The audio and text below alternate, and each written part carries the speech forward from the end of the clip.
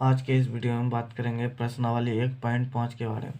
संख्या पद्धति का ये प्रश्नावली 1.5 है। जो पहला क्वेश्चन है, बताइए नीचे दिए गए संख्या में कौन कौन परिमेय और कौन कौन अपरिमेय। मतलब ये 4 क्वेश्चन हमें दिया गया है, 5 क्वेश्चन। इसमें ये पूछा गया है कि कौन संख्या परिमेय है और कौन संख्या अपरिमेय, यही हमसे पूछा गया है। तो चलिए देखते हैं। पहली संख्या में दिया गया है 2 माइनस रूट 5। तो इसे पहचानने के लिए सिंपल ट्रिक है। ना ही परिमेय संख्या, पूर्ण संख्या और प्राकृतिक संख्या, ये हमें 3 संख्या का परिभाषा याद रखना चाहिए, नहीं तो समझ में आना चाहिए। ना ही ये प्राकृतिक संख्या है, क्योंकि प्राकृतिक संख्या एक गिनती की संख्या को कहते हैं। गिनती की संख्या में ऐसी संख्या आती नहीं है। पूर्ण संख्या के भी अंतर्गत ये नहीं आता है, ना ही परिमेय संख्या के अंतर्गत। परिमेय संख्या को पी वाई क्यू के रूप में लिखा जा सकता है, इसे पी वाई क्यू के रूप में हम नहीं लिख सकते। इसीलिए अर्थात यह अपरिमेय संख्या है। अतः 2 माइनस रूट 5 अपरिमेय संख्या है,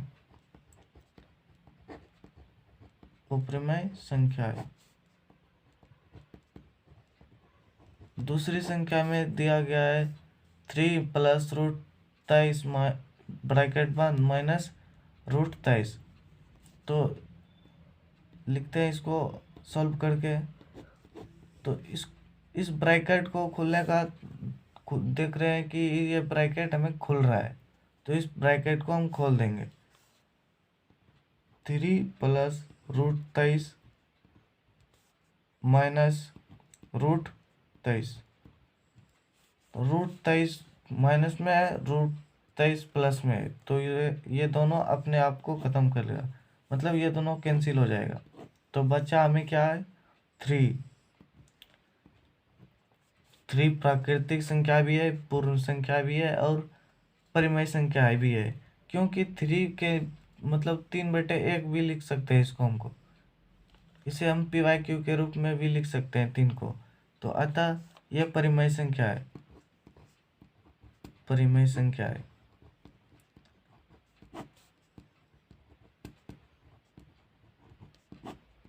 अगर आप इस क्लास के सारे सब्जेक्ट पढ़ना चाहते हैं तो लिंक डिस्क्रिप्शन में है, तो आप उस लिंक के द्वारा दूसरे चैनल पर चले जाइएगा। वहाँ आपको इस क्लास के सारे बुक के वीडियो सॉल्यूशन मिलेंगे, वो भी बिल्कुल फ्री। तो तीसरा क्वेश्चन है हमारा 2√7/7√7। यहाँ पर 7 रूट यहाँ पर भाग में है, 2√7/7√7। यहाँ 7 कैंसिल हो रहा है, तो हम डायरेक्ट हिसाब में कट नहीं करेंगे, एक स्टेप लिख लेंगे पहले। 2√7/7√7 यहाँ पर कैंसिल कर देंगे। तो हम पी वाई क्यू के रूप में पहले से ही ये है सॉल्व किए, तो 2/7 में है। अतः ये परिमेय संख्या के रूप में है, परिमेय के रूप में।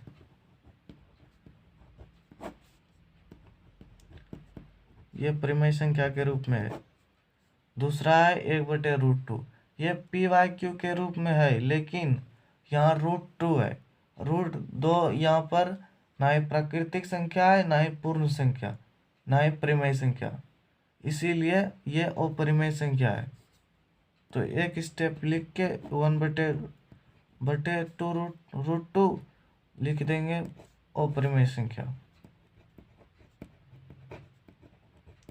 और हम लोग क्लास 8 में ही हम लोग पढ़ चुके हैं कि पाई एक अपरिमेय संख्या है। तो लिखेंगे पाई, आप साइड में लिखिएगा, पाई अपरिमेय संख्या है, पाई अपरिमेय संख्या है। 1.5 का सेकेंड क्वेश्चन कुछ इस प्रकार से है। प्रश्न 2 इस प्रकार से निम्नलिखित व्यंजकों में से प्रत्येक व्यंजक को सरल कीजिए। मतलब जो प्रश्न दिया गया है उसे सिर्फ सरल करना है। तो चलिए देखते हैं। पहला क्वेश्चन है कि 3 + √2 इंटू 2 + √2 को इस संख्या को इस क्वेश्चन को सरल के रूप में लिखना है। तो पहले क्या है 3 + √3, दूसरे संख्या है 2 + √2। तो पहली संख्या से पहली संख्या निकाल लेते हैं 3 बाहर, और 3 से इन दोनों ये इस वाले संख्या में गुना करते हैं 2 + √2, इससे गुना कर दिए। फिर यहाँ 3 से गुना किया तो बचा क्या है इसमें, तो +3 बचा है, +√3 बचा है। तो +√3 से फिर इस संख्या में गुना करेंगे 2 + √2, 3 से गुना करेंगे 3 दूनी 6, फिर 3 गुना √2 तो 3√2, यहाँ पर प्लस है तो प्लस, यहाँ भी प्लस है और 2 के आगे भी प्लस, तो इन दोनों को प्लस प्लस गुना करेंगे तो प्लस होगा, तो 2√3। उसी प्रकार से प्लस प्लस गुना हो गया, फिर यहाँ आ गया प्लस। उसी प्रकार से 3 दूनी 6 √6। ये हमारा फर्स्ट क्वेश्चन सॉल्व हो चुका है, यही हमारा आंसर है। नेक्स्ट क्वेश्चन है कि 3 + √3 इंटू 3 - √3। तो हम इस सवाल को पहले भी क्लास में पढ़ चुके हैं। यह सवाल इस क्वेश्चन पर आधारित है, a + b into a - b। तो इस फार्मूला को हम किस प्रकार से लिखते हैं, a² + b²। इसी फार्मूला को हम इस प्रकार से लिखते हैं। तो इसी फार्मूला को यहाँ पर मान रख देंगे। यहाँ 3 हमारा a है और √3 b है, तो a²। तो यहाँ पर a के जगह पे 3 है तो 3² माइनस √3², 3 तिया 9, और यहाँ रूट और स्क्वायर खत्म हो जाएगा तो 3 बचा। तो क्या हुआ 6, हमें आंसर के रूप में 6 प्राप्त हुआ है। तीसरा क्वेश्चन है √5 + √2, √5 + √2 का होल स्क्वायर।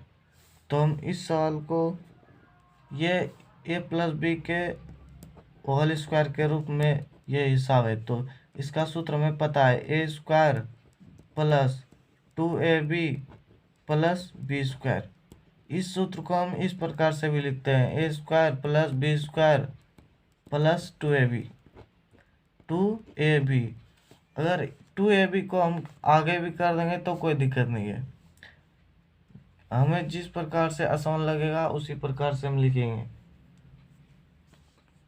एक के जगह पे हमें √5 दिया गया है, √5² प्लस √2², b के जगह पे √2 है, और 2ab, 2 गुना √5 गुना √2,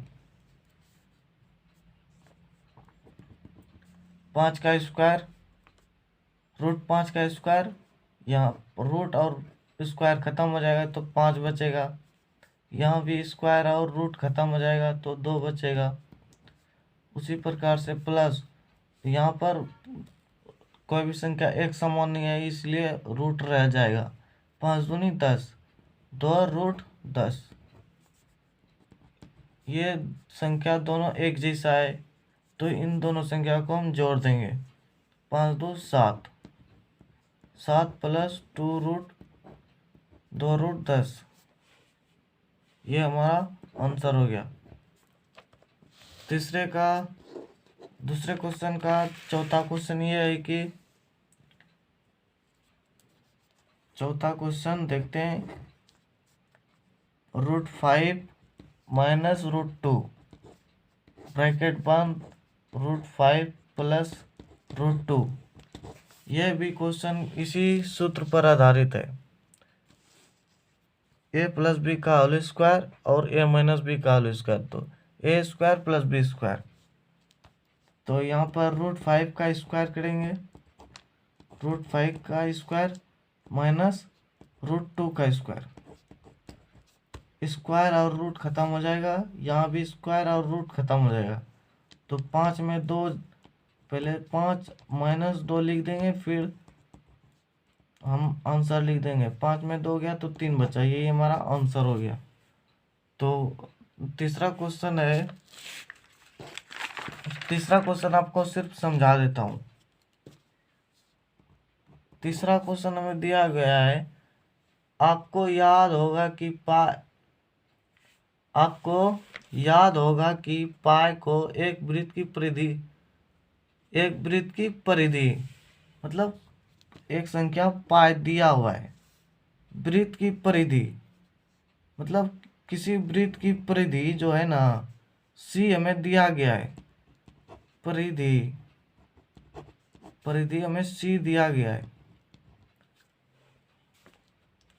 और उसके व्यास बोल रहा है, हिसाब में पहले से ही माना गया है व्यास d, और इसे अनुपात में परिभाषित करना है। परिधि और व्यास को अनुपात में परिभाषित करना है, तो अनुपात में हम कैसे लिखेंगे, a/d। तो हम इसको इस तरह से भी लिख सकते हैं, ये d को इस तरफ ला लेंगे, या तो c को उस तरफ डाल देंगे। तो हम सिर्फ d को इस तरफ ला लेते हैं, तो c बटे d हो जाएगा। यहाँ पर पाई बराबर c/d। हम कोई भी संख्या नापते हैं तो परिधि को हम किस में नापेंगे, परिधि को cm में नापेंगे, मीटर में नापेंगे, किलोमीटर में नापेंगे। किसी भी यूनिट को हम इंची के द्वारा नापते हैं तो वो कभी भी अपरिमेय के रूप में नहीं होगा, वो हमेशा परिमेय ही होगा, क्योंकि हम उसको गिनते हैं। 1 cm, 2 cm, 3 cm, 1 kilometre, 2 kilometre, 3 kilometre, 1 metre, 2 metre. कोई भी संख्या को हम गिन सकते हैं तो वो हमें हमेशा परिमेय के रूप में परिभाषित होगा। इसीलिए तो अतः लिखेंगे, तो दी गई संख्या हमेशा परिमेय के रूप में परिभाषित होगा। यहाँ पर पाई परिमेय के रूप में परिभाषित हो रहा है, क्योंकि हमें दिया गया परिधि सेंटीमीटर में होता है, और हम जानते हैं कि व्यास को भी किलोमीटर या तो सेंटीमीटर में ही या इंची में ही हमें दिया जाएगा। तो नेक्स्ट क्वेश्चन है, चौथा क्वेश्चन देखते हैं अब। एक प्रश्नावली 1.5 का चौथा क्वेश्चन हमें दिया गया है, संख्या रेखा पर √9.3, संख्या रेखा पर √9.3 को निरूपित करिए। मतलब यहाँ पर संख्या पर दिया क्या गया है, संख्या हमें सरल रूप में नहीं दिया गया है, यहाँ पर पॉइंट के रूप में दिया गया है। हमें पता है कि √2 को पहले हम बता चुके हैं कि √2 को हम किस प्रकार से संख्या रेखा पर निरूपित करते हैं। अगर आपको नहीं पता है तो आई बटन में उसका लिंक दे दूंगा, आप वहां से देख सकते हैं। यहाँ पर हमें पूछा गया है जो कि संख्या पॉइंट के रूप में 9.3, यह सरल संख्या नहीं है, यह सरल संख्या है। इस संख्या को दर्शाने के लिए अलग विधि है और इस संख्या को दर्शाने के लिए अलग विधि है। इसे त्रिभुज के द्वारा दर्शाया जाता है और इसे ग्राफ ज्योमेट्री के द्वारा। तो दोनों को दर्शाने का अलग अलग विधि है। यहाँ पर हम सिर्फ इस विधि को देखेंगे। कोई भी संख्या अगर रूट में है और वो पॉइंट में दिया गया है तो उस संख्या को हम किस प्रकार से संख्या रेखा पर निरूपित करेंगे। तो चलिए देखते हैं इस संख्या को। पहले लिखेंगे हल। हमें दिया क्या गया है, हमें लिखेंगे, हमें संख्या दिया गया है, संख्या दिया गया है। यह लिखना बहुत जरूरी है, क्योंकि ये हमें अलग, ये एग्जामिनर पर जो हमारा क्वेश्चन जांचेगा उस पर ये अलग प्रकार का प्रभाव प्रदर्शित करेगा। तो संख्या रेखा पर हमें दर्शाने के लिए एक संख्या रेखा की आवश्यकता होगी। तो इसलिए हमें एक संख्या रेखा खींचना जरूरी है। तो एक संख्या रेखा खींचेंगे।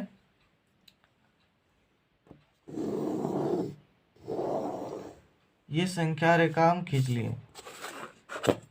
किसी, मान लीजिए कोई एक बिंदु, ये बिंदु सी है, ये बिंदु हमारा ए है, मान लीजिए इस बिंदु को हम ए कहेंगे, और दूसरा बिंदु हम सी ले लेते हैं।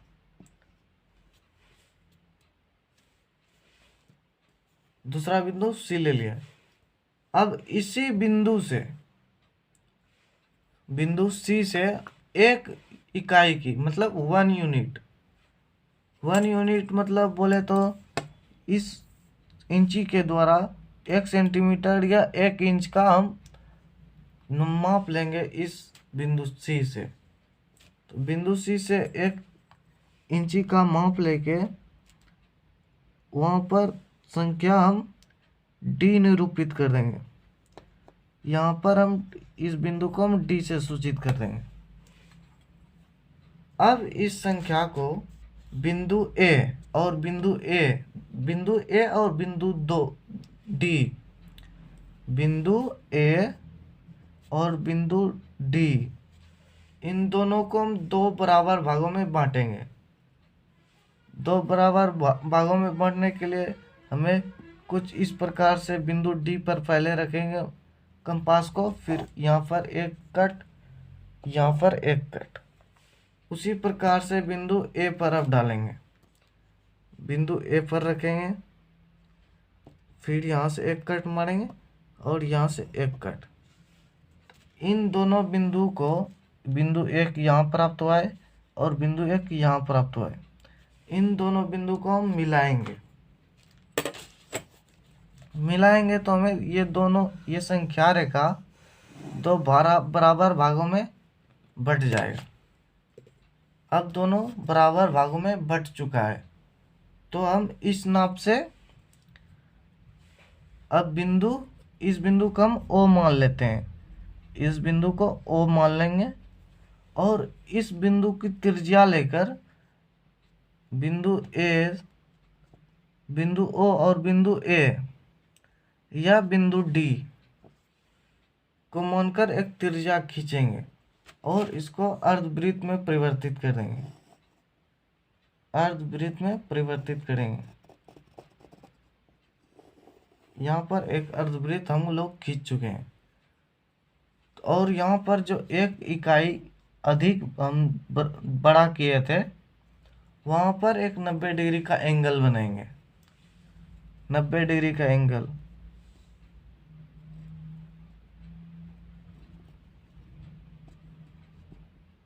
नब्बे डिग्री का बनाएंगे।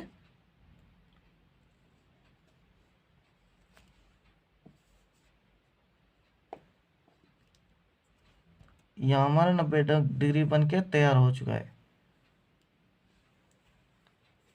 अब इन बिंदु को मिला देंगे, जहाँ पर ये मिलेगा वहाँ पर इसको जाके छोड़ देंगे। यहाँ पर हमारा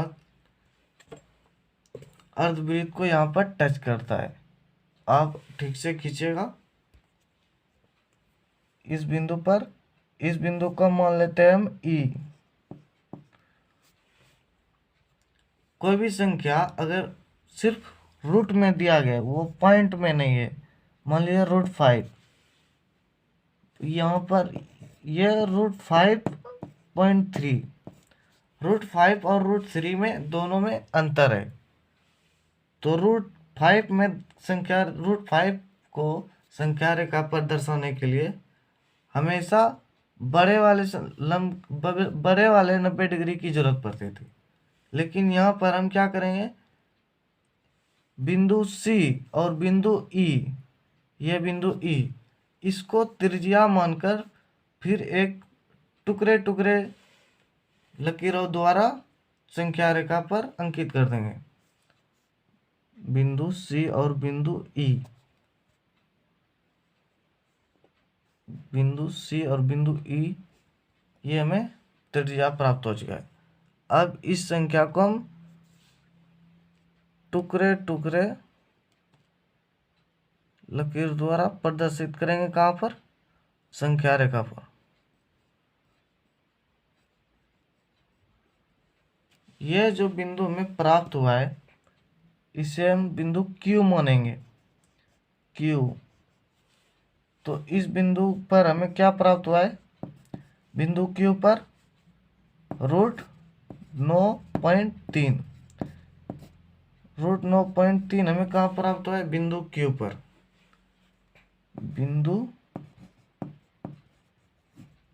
बिंदु Q रहा।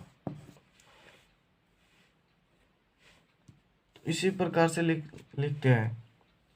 और √5 को लिखने का अलग तरीका है। और कोई भी संख्या पॉइंट में है और रूट के अंदर है तो उसको इस प्रकार से दर्शाते हैं।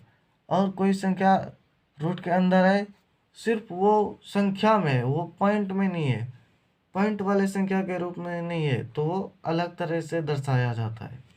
उसका आपको लिंक आई बटन में दे देंगे। तो देखते हैं प्रश्नावली 1.5 का 5वां नंबर क्वेश्चन क्या है। क्वेश्चन नंबर 5 में हमें यह पूछा गया है कि निम्नलिखित के हरों का परिमयकरण कीजिए। परिमयकरण किसका करने के लिए गया है? हर का। इससे तात्पर्य यह होता है कि हर हमें अपरिमेय के रूप में प्राप्त है, इसलिए इसको यहाँ पर हरों को परिमेय के रूप में परिवर्तित करने के लिए बोला गया है। तो यहाँ पर ध्यान देंगे तो आपको एक संख्या नजर आएगा जो कि हर के रूप में है। हमें हरों का परिमयकरण करने के लिए बोला गया है। इसका तात्पर्य यहाँ से यह होता है कि ये कहीं ना कहीं ये अपरिमेय के रूप में हर यहाँ पर जो संख्या दिया गया है वो अपरिमेय के रूप में है, इसे परिमेय के रूप में परिवर्तित करने के लिए बोला गया है। तो चलिए एक एक को करके हम उसे परिमेय के रूप में परिवर्तित करते हैं। पहली संख्या है 1/√7, 1/√7। यहाँ √7 अपरिमेय के रूप में है, इसे हम परिमेय के रूप में परिवर्तित करेंगे। 1/√7 को √7 से हम ऊपर और √7 से नीचे गुना कर देंगे तो कोई दिक्कत नहीं, क्योंकि हम √7 और √7 को कटा भी सकते हैं। तो गुना कर देंगे यहाँ पर, तो 1 गुना √7 करेंगे तो √7, और यहाँ पर √7 गुना √7 तो √49 हो जाएगा। और √49 को अगर हम वर्गमूल निकालेंगे √49 का तो हमें क्या प्राप्त होगा? तो 7 प्राप्त होगा। तो यहाँ संख्या क्या हमें प्राप्त हुआ है? यहाँ पर हर हमें परिमेय के रूप में प्राप्त हो चुका है। तो परिमयकरण का रूप यही है हमारा। यहाँ ये नहीं बोला गया है कि अंश हमारा अपरिमेय के रूप में नहीं हो। अंश अपरिमेय के रूप में हम परिवर्तित कर देंगे, हो भी सकता है नहीं भी हो सकता है, लेकिन हमें परिमेय को हमेशा हर को परिमेय के ही रूप में परिवर्तित करना है, क्योंकि यहाँ √7 अपरिमेय के रूप में है और यहाँ हम इसे परिमेय के रूप में परिवर्तित कर दिए। नेक्स्ट क्वेश्चन है हमारा 1/√7 माइनस √6। इसको हम गुना करेंगे ऊपर नीचे, तो इसका साइन चेंज करके √7 माइनस √6, यहाँ माइनस था यहाँ पर प्लस कर देंगे। फिर उसी प्रकार से √7 प्लस √6, अब गुना करेंगे ऊपर नीचे, ऊपर ऊपर, तो 1 से गुना करेंगे तो यही संख्या प्राप्त होगा √7 प्लस √6। और यहाँ पर हमें संख्या दिया गया है, इसको a मानेंगे, इसको यहाँ b मानेंगे, तो a माइनस बी और a प्लस बी। तो हमें पता है कि a माइनस बी और a प्लस बी का होल स्क्वायर क्या होता है, ए माइनस बी, और ए प्लस बी बराबर क्या होता है, ए का स्क्वायर और प्लस ए का स्क्वायर माइनस बी का स्क्वायर। यहाँ पर ए हमें क्या है, √7, इसका स्क्वायर माइनस √6 का स्क्वायर, √7 प्लस √6, √7, यहाँ पर रूट खत्म स्क्वायर खत्म, रूट खत्म स्क्वायर खत्म, तो 7 माइनस 6, तो क्या बचा है 1। अगर हम यहाँ पर एक नहीं भी लिखेंगे तो चलेगा, क्योंकि हर एक संख्या के नीचे हर के रूप में एक रहता ही है। तो हम सीधा लिखेंगे √7 प्लस √6, ये हमारा आंसर हो गया। तीसरा क्वेश्चन हमें दिया गया है, आप लोग साफ साफ से बनाइएगा। 1/√5 प्लस √2, यहाँ पर ऊपर नीचे गुना करेंगे, √5 माइनस, यहाँ प्लस है तो यहाँ माइनस हो जाएगा, √2/√5 माइनस √2, ऊपर एक है, एक से गुना करेंगे तो √5 माइनस √2 बटे, यहाँ भी वही संख्या है, ए प्लस बी और ए माइनस बी, तो ए स्क्वायर प्लस बी स्क्वायर, ए स्क्वायर करेंगे √5 का स्क्वायर माइनस √2 का स्क्वायर, √5 माइनस √2,